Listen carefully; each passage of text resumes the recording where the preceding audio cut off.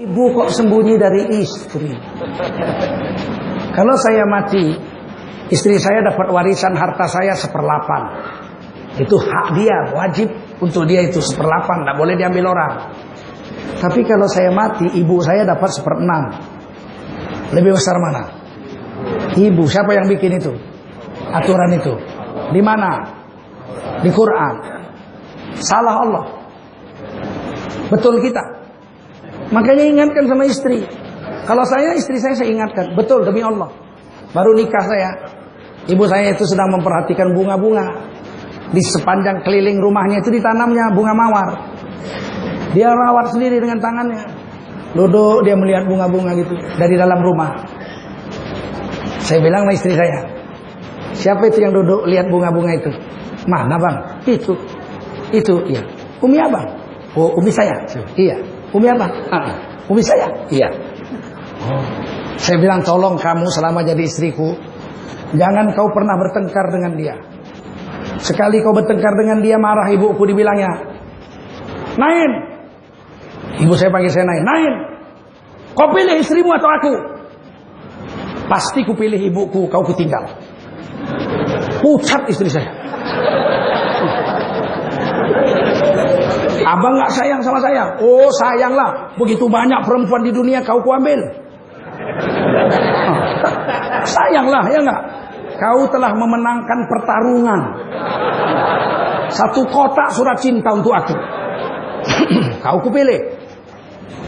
Tapi kalau kau bertengkar sama itu ibuku, sempat keluar dari mulutnya, kau pilih aku atau pilih istrimu nak? Pasti aku pilih ibuku, kau ketinggal.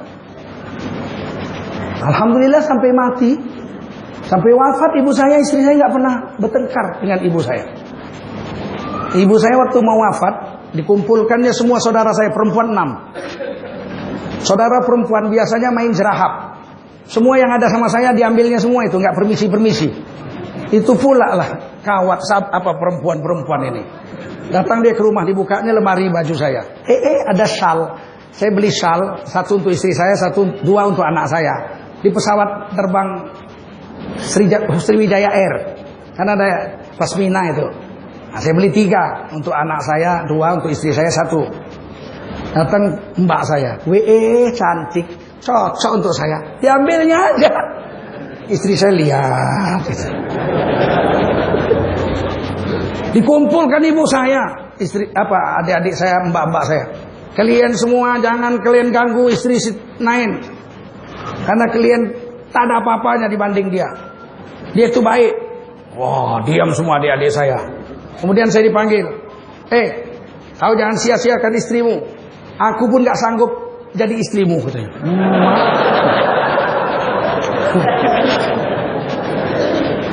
Nah, sebagai balas jasanya saya berusaha mati-matian tidak kawin lagi.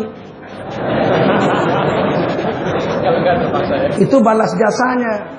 Coba dia jahat, nggak usahlah jahat, coba istriku kasar aja. Hei, besok nggak pulang lagi.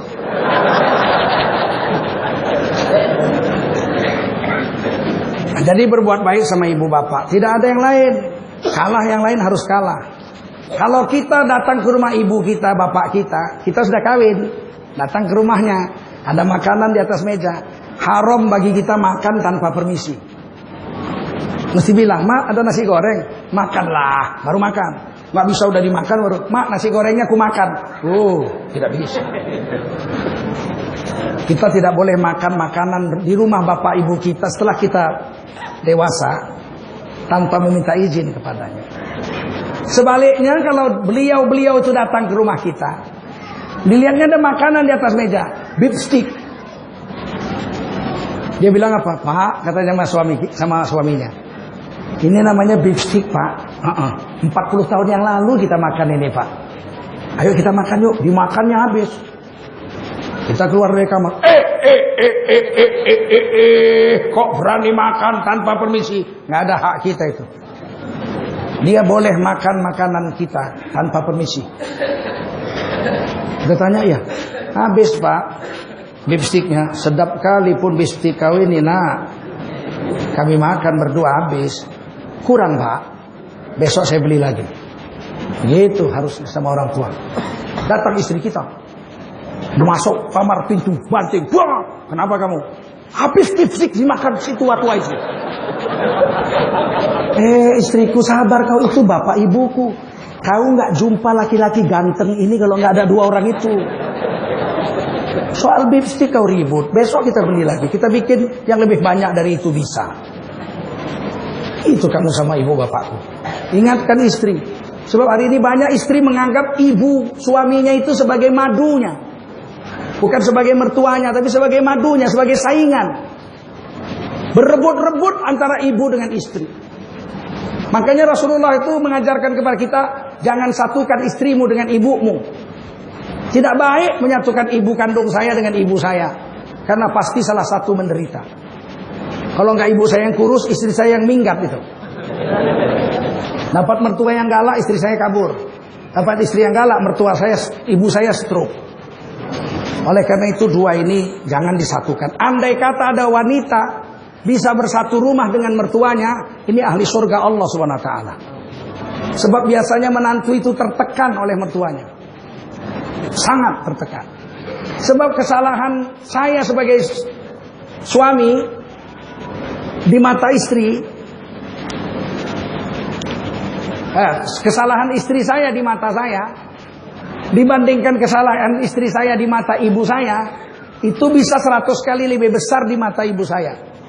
Istri saya melakukan kesalahan, saya lihat, saya masih maklum, oh iya istri saya salah, tapi ya wajar. Bagi saya wajar, tapi bagi ibu saya tidak. Begitu pulang saya, kau tahu istri kau tadi, dia bikin begini.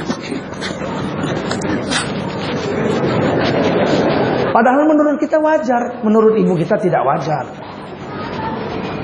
Mata ibu melihat salah menantunya itu jauh lebih besar daripada mata kita melihat salah istri kita itu. Oleh karena itu pandai-pandai. Istri mau dijaga, ibu mau dijaga. Saya teringat Dr. Samsir, masih sepupu ibu saya. Dr. Samsir ini dibesarkan ibunya dengan mengayam tikar. Ibunya janda, nenek Sobar namanya. Membuat tikar, jual tikar, menyekolahkan Samsir. Samsir masuk ke Fakultas Kedokteran USU. Pintar, tamat jadi dokter. Ambil psikiater, ahli psikiater. Ahli jiwa. Setelah dia nikah, istrinya anak orang kaya sekali. Waduh, miliaran lah duit bapak istrinya itu. Orang kaya, istrinya kerja di bank. Intelek, sarjana. Dibawalah ibu Dr. Samsir ini ikut Dr. Samsir. Namanya orang kampung di Riau sana. Makanannya makanan kampung. Dibikinnya sambal kelapa. Kelapa itu kalau bikin sambal dibakar dulu kelapanya. Baru dikerik. Entah apalah hebatnya itu. Sudah dibakar dibuang juga angusnya. Dikeriknya angusnya itu, jatuhlah angusnya itu di keramik, bukan keramik, marmer. Rumahnya marmer dapur Dr. Samsir itu. Marahlah istrinya. Istrinya bilang, masa begitu mama, kalau mau bikin sambal kelapa, kalau mau dikerik, dilapis, dibikin alasnya entah plastik, entah apa, entah kain. Ini kan susah membersihkan ini. Berantem. Dr. Samsir diam saja dia. Apa yang terjadi? Dia sewakan rumah ibunya di dekat rumah sakit tempat dia kerja. Jadi dia pagi antar istrinya kerja ke bank, Dr. Samsir kerja ke rumah sakit. Sebelum masuk rumah sakit, dia singgah rumah ibunya. Sarapan pagi di situ. Pulang dari rumah sakit siang, dia sholat zuhur, balik ke rumah ibunya, makan siang rumah ibunya. Ibunya pada dimasak sambal kelapa. Kata Dr. Samsir, mau mama kerik di tempat tidur pun nggak apa-apa. Ini rumah mama, kerik di tempat tidur itu kerasa. Akhirnya ini di mata kapal. Rumah kami belakang-belakangan. Rumah Dr. Samsir dengan rumah bapak saya belakang-belakangan. Adu dapur. Halaman dapurnya itu adu-aduan. Tentu saya tahu, sampai wafat ibu Dr. Samsir ini tidak pernah bertengkar lagi sama istrinya. Sebab nggak pernah jumpa cuman lebaran, seneng-senengan. Nggak pernah lagi bakar sambal ini, sambal itu, sambal ini.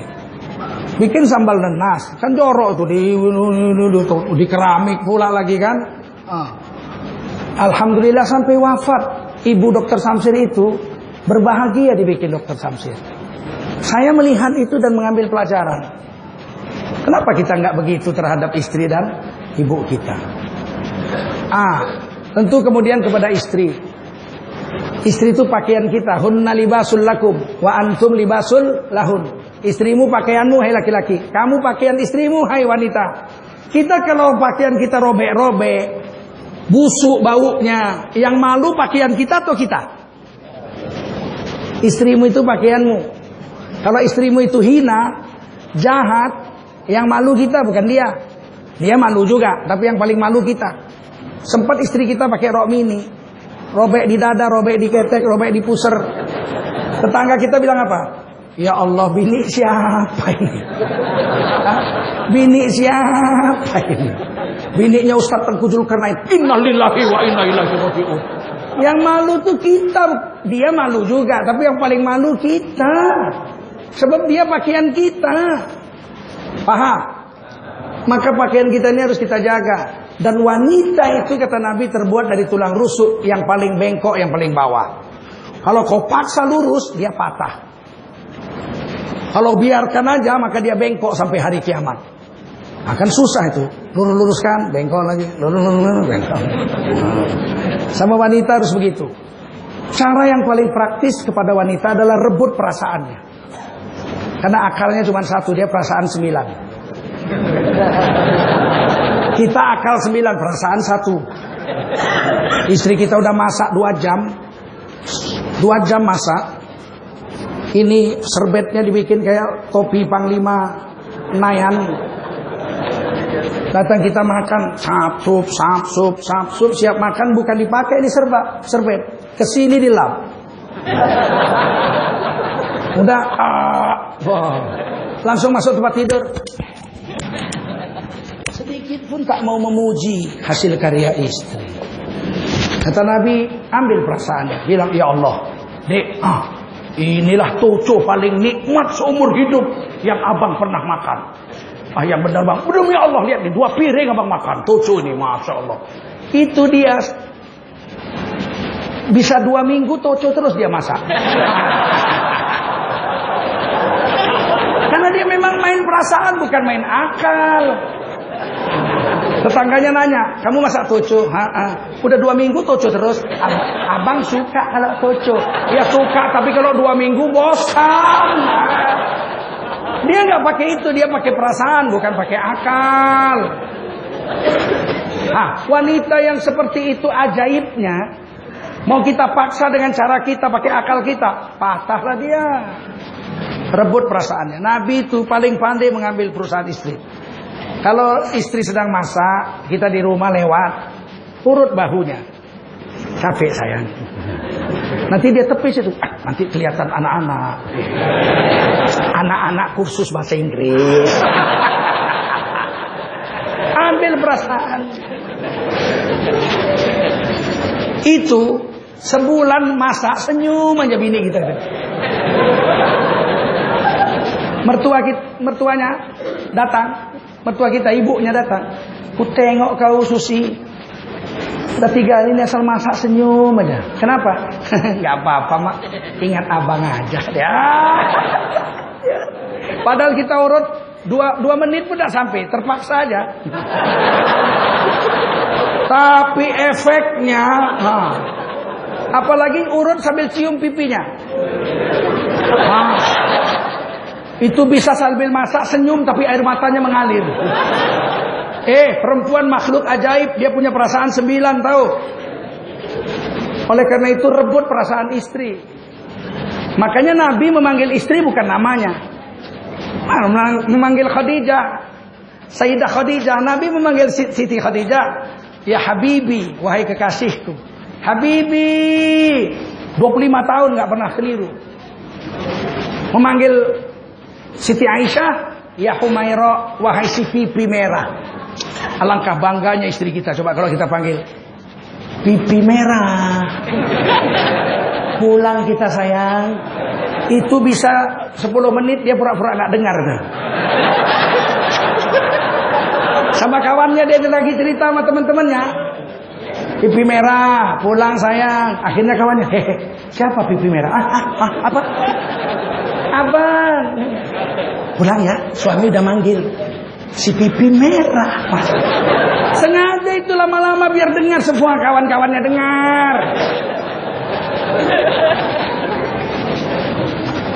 Apa salahnya kita memanggil istri dengan panggilan yang membuat dia bangga? Istri kita kecil badannya, lagi kumpul-kumpul sama kawannya. Kita mau pulang duluan, panggil. Kumil-kumil, pulang sayang. Dia pun lari-lari kecil ya. Si kumil-kumil. Kalau dia kecil, unyil, pulang nyil. Alangkah sedihnya hati istri kita. Jangan hinakan istrimu, karena yang malu pasti kamu. Karena istrimu adalah pakaianmu, kata Allah. Kalau pakaian kita rendahkan, kita hinakan, yang malu kita orang kita pemakainya. Paham? Apalagi menghina istri depan anak-anak, tak boleh. Nak, apa pak? Di mana kulkas nak? Ya, itu sebelah bapak kulkas. Oh bukan ini, kulkas yang pandai jalan-jalan. Mana ada? Mamakmu. Jangan menghina istri di hadapan anak, nanti hilang harga diri istri kita. Begitu juga istri, jangan menghinakan suami di depan orang. Ini kadang-kadang istri, kadang-kadang saya pernah belanja, kan saya belanja di warung. Ibu-ibu banyak toh, saya belanja. Satu orang ibu-ibu datang ngomong, susah punya suami gila. Loh, kawan-kawan apa? Suamiku tuh gila. Udah zaman sekarang kok belanja dikasih 20.000. Mana cukup? Memang gila laki kau tuh. Dipanasi dah sama tetangga. Kalau aku dikasih 20.000, ku banting ke mukanya duit itu. Padahal dia cuma dikasih 10.000 sama suaminya. Jangan rendahkan suami kita depan orang. Paham? Baru kepada anak-anak dan seterusnya. Nanti kita sambung yang 10 di Masjid Istiqomah ya. Teruslah mengaji seperti ini, satukan kaum muslimin. Membuat gentar musuh adalah dengan beramal soleh. Yang paling khusus adalah ketika hati kita bersatu dan kita bisa sholat subuh berjemaah. Sebab sholat yang menggentarkan musuh Islam itu adalah sholat subuh. Kalau sholat Jumat dia nggak takut. Namanya Jumat, pencopet aja ikut sholat. Jumat. Pencuri maling ikut sholat. Datang ke masjid pakai sendal jepit, pulang bawa sepatu beli. Subuh ini yang berat, subuh nih. Insyaallah ya. Subhanallah bihamdihi, subhanakallahumma wa bihamdika, asyhadu an la ilaha illa anta, astaghfiruka wa atubu ilaik. Subhana rabbika rabbil izzati amma yasifun, wa salamun alal mursalin, walhamdulillahi rabbil alamin. Wassalamualaikum warahmatullahi wabarakatuh.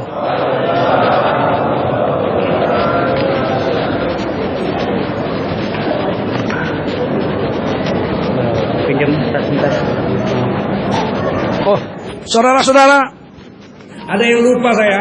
Duduk dulu sebentar.